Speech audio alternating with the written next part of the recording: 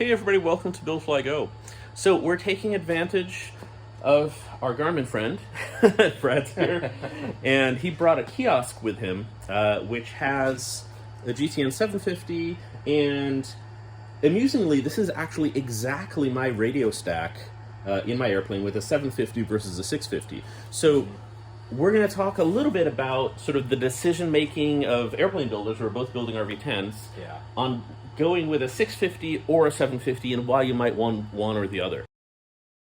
Now we're talking about the differences between the GTN 650 and the 750, which is the decision you're making right now. That's right. On what you want to do in your airplane. So definitely is a lot of MFD space. So we have some additional options, and a lot of this, we have the advantage with our aircraft to have the G3X screen in there. So a lot of the information, the flight plan, cross-fill charts, a lot of that stuff, we get that on the G3X touchscreen. So that's really nice, where some people decide to forego the larger GTN 750, go with the GTN 650, because we have that multifunction display info here on G3X. But what I really like about this is I can have charts, weather, map, waypoints up here. I'm just going to go to our waypoint page and then pull up a ILS runway 18 here for Madison. So I have a chart here, but if I still have the larger multifunction display space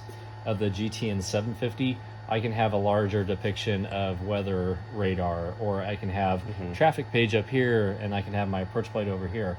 So that multifunction display space really helped in certified airplanes where we didn't really have the glass flight display benefits of some of the six-pack technology. So that's where the 750 shines. In my aircraft, I'm still planning a GTN 750. Once you fly with the 750, you really appreciate the screen size. On the pages, it really comes down to screen size. I like being able to bring up my charts over here and then leave this up as a traffic page. I like being able to have the larger weather radar up on the GTN 750. I just really like having that multifunction display space. Now we have a lot of builders going with the dual screen G3X touch like you have in your RV9 over here. That's nice. The second G3X touchscreen adds nice symmetry to the panel. It's very useful, but that screen gets a little bit far over there. That is really useful for the pilot. You can still reference info over there, but as far as really reading a detailed chart or something like that, you really want to have that in front of you. And if I had that GTN 750 paired along with the G3X touch on the pilot side, that gives me just more of that chart mapping, multifunction display space that the GTN 750 is a great benefit for. So that's a really good point. So as you guys know, we have two screens on ours with a 650 in the middle. So it's the same stack, it's a 650. I don't have the yaw damper button, but other than that, it's exactly the same stack with a 650 and an extra screen, an extra 10-inch screen. And as you said, right, the 10-inch screen where you're sitting is just too far off to the right for it to be... It's usable. It's definitely usable. Yes, but it's not as comfortable to be glancing to that screen a little far off, and sometimes there's a little bit of glare. So it's a great, like in my setup, Mary's also a pilot. We have both set up as PFDs. Yes. And it's excellent, right? Like we can trade off, right? Like it's easy. Everybody knows what everybody's doing. But you're right. Having a bigger screen right here would definitely help sort of my use flow of using the system. And that is why, if you look at several of the RV10s that are being built today, they're going with 3 of the G3X touchscreens across. And you even mentioned this as an idea, but that's a lot of the RV10 builders are doing 3 G3X touchscreens because they can get that fully loaded pilot and co-pilot system, have the large multifunction display capability of another G3X screen in here, and then going with a GTN 650 instead, because they're really after the multifunction display space. So the benefit of G3X, it gives that to us. So between the 750 and the 650, there's a couple of little features that you get right on the 750 that are not available on the 650. So you have options really when we're remote mounting LRUs, the avionics transponder audio panels. Garmin has an experimental specific line of those units, and we're going to interface with those from the G3X screen. In the certified aircraft, we can go remote mount audio panels, remote mount audio panel with voice command, which some experimentals are actually installing that with the 750 to get those voice commands. I've heard that's one of our most undersold features is the voice command of the 350C and 35C audio panels. But I can remote mount the audio panel transponder both with the GTN 750. Like I said, in our experimental installs with the G3X touch system, I'm possibly going to get those up here on the G3X touchscreen. We won't really necessarily interface that with over to the 750, but the GTN series has the coupled VNAV. It's nice to get the coupled VNAV vertical navigation option, and then having a larger waypoint page to be able to see all those crossing restrictions and altitude. So if you're flying a lot of heavy airspace, maybe you're along the East Coast or you're flying a lot of arrival procedures, the 750 is easier to use in that kind of environment because we're doing more flight plan edits. So if you're in an IFR flight plan, those edits have to be done on the GTN. Yes. You can push some things from the G3X over to the GTN, but if you're doing arrival procedures, waypoints, approaches, and you using your aircraft for that use a lot, it's just easier experience with the GTN 750 because I have more space to control all of that. Perfect. So one of the things that, and I'll throw in a little competitor thing here. So one of the other manufacturers of navigators like this, one of the things they keep saying as a big selling point is, oh, we have buttons on the side, and you're going to be like in turbulence and vibrating and not be able to like change things. So that is not my experience. I have flown my airplane through everything, and you stick your thumb down here and you can touch everything. And you're stable, right? Like you're not, like you can get through it. It's not a benefit, honestly, right? Like, sure, maybe it would be nice to have a couple of quick buttons, but no, it's I don't find that is lacking in my use case at all. That's really our home button. Like I said, we design these bevels in the display. This little lip right here, you can stabilize up or down. Same thing with the G3X Touch over here. We built this lip in, and it's got a bezel I can touch my hand pointer on. But the home button is our quick to homepage type of thing, and then I can access everything on there from the charts to procedures, airport information. All of that is accessible just by hitting the quick home button. I don't have to come down here and hit the back button on everything. You always have that quick page there. But on the G3X Touch flight display, so same thing, the competitive argument is that we have buttons down here. You can't use the touchscreen in turbulence. Everything that is touchable on the G3X Touch is accessible by buttons and knobs also.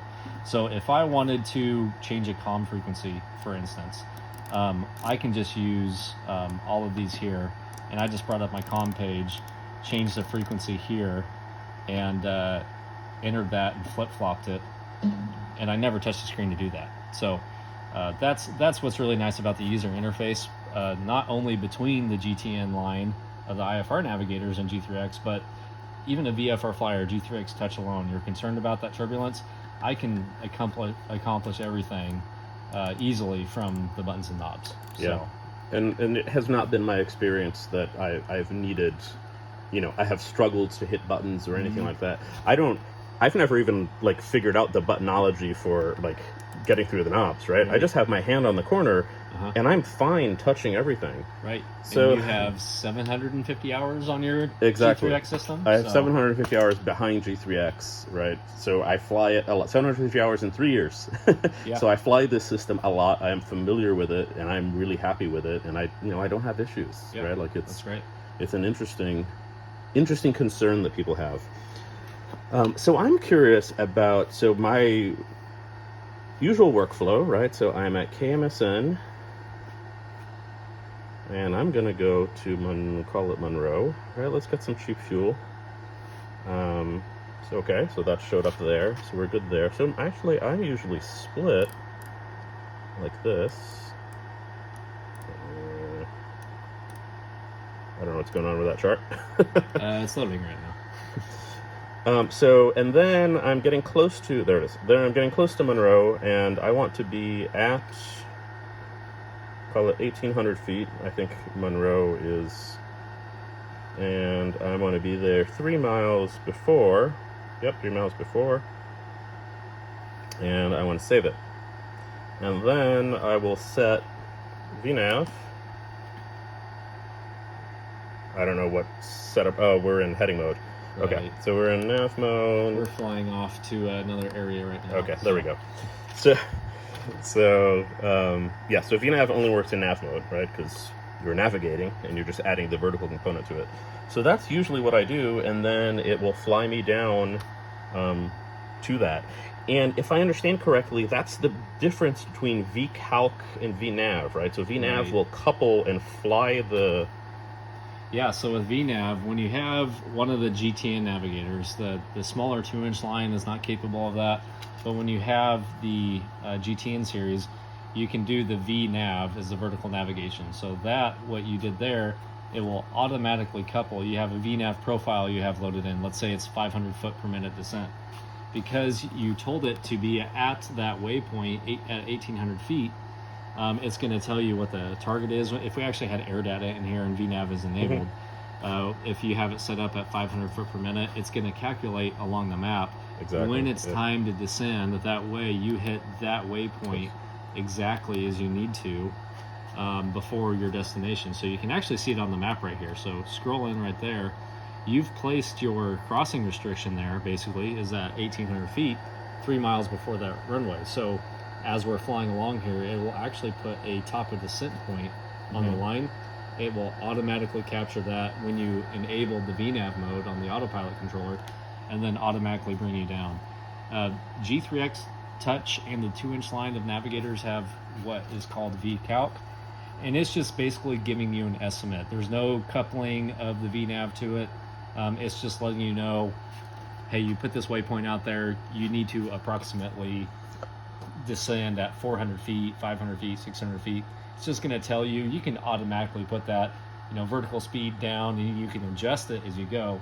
But it's not quite like following VNAV to a waypoint, or if you're in arrival procedure and you want to descend via the arrival procedure, it's going to slowly take you down. Sure. And vary your rate of descent. That's what's really nice to VNAV. So I definitely use it a lot.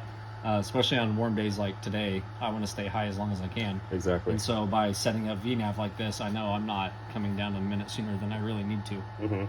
So this is interesting because I wasn't aware of the difference, right? And I always assume it's, the VNAV stuff that comes with the GTN is only for guys doing stars and all this kind of stuff, and I'll never use it. And it turns out that it's something that I use every flight.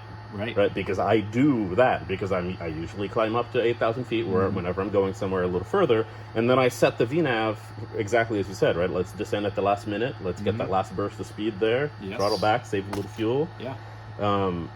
Which is just surprising to me. It's like I've been using the functionality I thought I didn't need all along.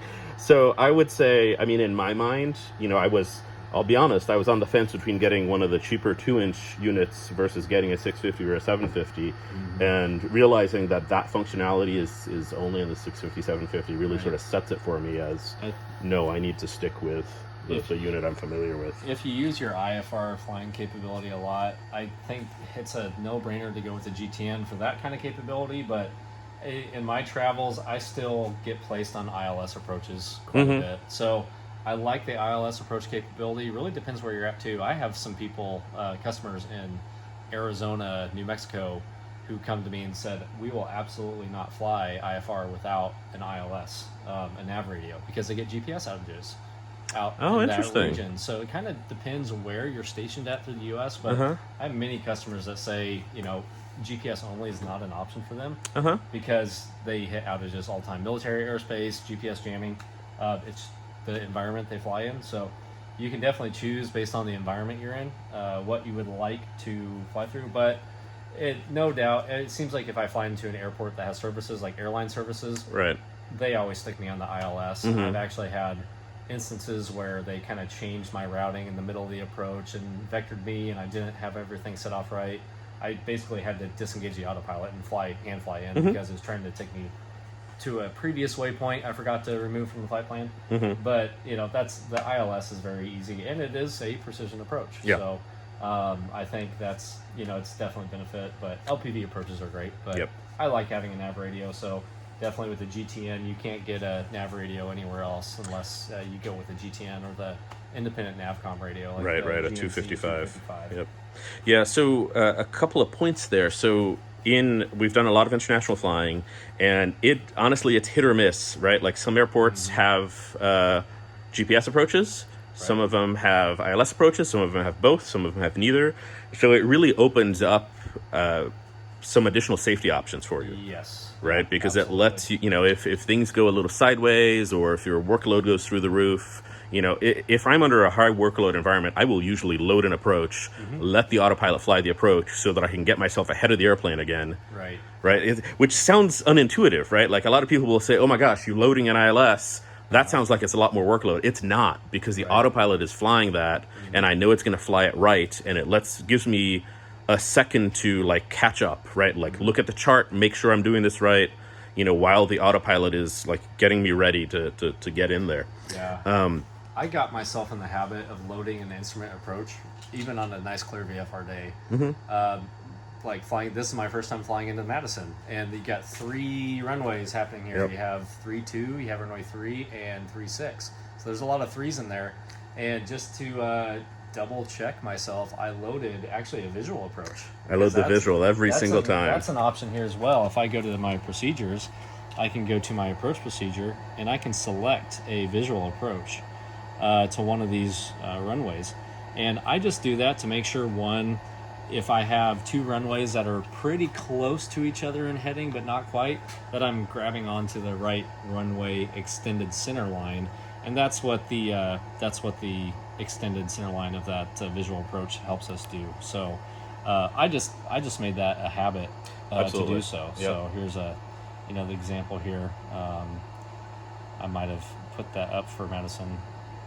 But there it is. Yeah, here it is. So it puts a waypoint out there, and I get extended center lines. But the visual approaches are nice for a new airport that you have not used before. There. Yep. So that's 3 miles out is where it places that, and so I know I'm grabbing the right center line. And I do this every single time myself, because it gives you something to triple check, as you said, right? Yes. Like everything you're doing. And it also gives you a 3-degree glide path. So you can have an idea of how, are you too high? Are you too low? If there is no VASI, PAPI, etc. And it just shows up on the G3X as well. So you're good there. Yeah, so that's definitely one of the features of the IFR Navigator with the GTN that I use in addition to my regular flying, just so I don't make a poor mistake by not paying attention. So always double checking and making sure I'm at the right place. You can see the instrument approach plates on here as well. Is that right? Yeah, you can. So by going to the waypoint information, actually it's on the charts. If I had a approach, so we have MS in here. Right now, the airport diagram, by the way, safe taxi is an excellent thing to have. Never been to their airport before, a lot of intersecting taxiways, runways. So Madison here can be one of those. You got a lot of intersecting runways here. Holding short, land and hold short operations were in effect today. So the taxi diagrams are really nice to have up there. I can go full screen and then zoom in on that. And these are geo-referenced also on here, even with the taxiway diagrams. But I can still come in here and look at the charts and select some of these on here as well. I don't have an approach loaded right now. Here's the approach charts. Let's just take a look at the ILS to 1.8. That's where this really gives me that extra capability of having the multi-function display space. While I can still have my navigation over here, I can brief my approach on one MFD while still navigating or changing, looking at other charts or waypoints, weather, flight plan up on this side. So I commonly use the approach plate on the GTN, actually. Yeah, this is my workflow as well, but my approach plate, because I only have a 650 that won't show the approach plates. Right. I put the approach plate on my MFD, but it's like you move your head, right? Like it's not ideal, which is why I'm considering having 2 close screens or a 750 and another G3X. So there's a few different options there and a few things to think about, right? I mean, there's always cost involved in these things, and we got to do the math on like where in these luxury toys that we have. Yes. Is that what we're gonna call them? Right. Right now, like I said, I'm planning the exact same panel you have in your aircraft now, except I'm gonna go with the GTN 750 just out of preference. I will probably have to drop off the comm radio. That will probably need to be remote mounted just based on the space I have. Oh, interesting. Height. Okay. But that really isn't a big deal. I just remote mount that number 2 comm radio. Yep. And then that's going to go up in the screen. So right now, comm 1 is my GTN, and I can actually flip-flop frequencies and select there, but I'll have the comm 2 option up here as well.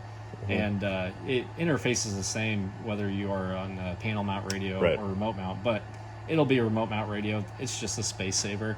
Yeah. I really like having the audio panel buttons on the radio stack. Basically, I have independent knobs for both music and intercom volume for my passengers. Yep. I like having those immediately available. Also, listening in on the nav radios. You can do that from the G3X touchscreen. So, what I usually visit with people in the stack like this is if you need to get rid of one thing in the radio stack, personal preference would make it first my second comm. And then after that, if I needed to free up more space, then I could look at the audio panel going someplace else. But I like the button interface here. I will not budge on the GMC, the autopilot controller. I absolutely want to have that on the panel. So I've flown with the GMC controller both. I've flown the autopilot with the GMC and without the GMC. It's so nice to have a dedicated panel interspace. The panel space or interface with the GMC panel, because we're using our autopilot a lot, especially in IFR flying. So I like having the dedicated heading knobs and altitude select knobs. All my modes are here. I like having the level button always top center. So that's another nice feature to have there. It's a safety feature more than anything, to always be able to hit that button and level the airplane out. Yep. I don't have to come in here and find it in the menu, especially if I'm task saturated. Yep. I have full functionality of the autopilot with G3X alone, but I just flew an airplane a couple weeks ago that did not have the GMC. I was really missing it. So definitely that, but also I'm installing a yaw damper in my RV10 as well. Not so much for me, but for my kids in the back seat. RVs tend to get a lot of tail wag and turbulence. On the 10s, yeah. So, yeah, and I have 2 people sitting behind kind of the center point of the airplane. So it really makes the ride a lot nicer for my rear seat passengers. So I'm going to equip mine with a yaw damper. Yeah, and the yaw damper button is important because you want yaw damper off on landing and takeoff so that you're not fighting that servo. Right. Yeah, right. So absolutely. you want to be able to reach up and hit the button to turn it on once you're off the ground, and of course turn it off when you get to 1,000 feet or whatever you set your minimums to. Yes. Yeah, I agree with you. I would not part with the controller. I think it's another $750. I think for the control head, something like that. It's $1,200 for the GMC controller. There is a lower cost 305 version that's $750, but it doesn't give you the dedicated you want the knobs and altitude select knobs. What I like about these is push to sync. Yep. So if I need to jump on a heading real quick, the first thing I do is I sync it to my current heading and then turn it to where I need to go. So that's really nice. Flying, I use those every flight I make. Absolutely, Every time I'm using these knobs versus you can do it here. There's a heading and altitude select here, also. But when you move through these pages, these will often change their knob functions. These independent knobs will. This will stay a heading and altitude bug here, but I don't have to think about it. I got 2 big knobs right here I can interface with. I really like having these on the panel. I agree. I agree with you entirely. Yeah, we seem to be pretty much on the same page on these things. In fact, I do have a GTR 200 in my panel, and I have it by accident, because I was going to do a GTR 20, which is the remote version of the 200, and I came across a great deal on a used GTR 200, like a steal, and I was like, okay. And I was in the process of designing the panel, so I actually sent a revision to the guy who was cutting my panel. I had a CNC shop cutting the panel, and I managed to catch them before they cut it, and I was like, nope, we need to add, because it saved me, I don't know, $600 or something like that. Yeah, Like, it's a great deal. So it's a really good radio to have on the panel. yeah. But like I said, if one thing has to go, I'm gonna it's take that guy. out the radio first. Yep. Just build a bigger airplane. Yeah, that's why we build RV10s instead. That's right. Yes. Cool. Well, thank you, Brad. Let's take a peek at the 650 real quick. So here's my setup, right? Like, you guys are all familiar with this. It's basically what he had on the kiosk, a 750 here instead of the 650, and an extra screen. So it's got the same user interface, right? It's all the same, exactly the same thing, just slightly smaller screen. Well, not slightly, massively smaller screen. So you can see the same, procedure, but it's not showing you the information on the procedure, right? Like, I need to go into preview to see the more details, and I don't have charts. There's no charts screen here. The chart screen is sort of neat. That definitely makes me think about the 750 versus the 650. Because you were saying you put your chart over here Exactly. often, and you kind of have to look over there, lean over there, zoom in in order to get it, where that just gets it that much closer for more space options. And I think the video is showing the exact downside of this. There's just a little bit of glare on that screen right now. Okay, yeah. Because you're looking at it not straight front, right? Like, there's some nice coatings on here that make it so that you don't get glare for most of the viewing angle. But because I'm looking at this at, like, I don't know, like a 60-degree angle, it does get a little bit of glare, right, as expected. So, yeah, so having something right here would be nice.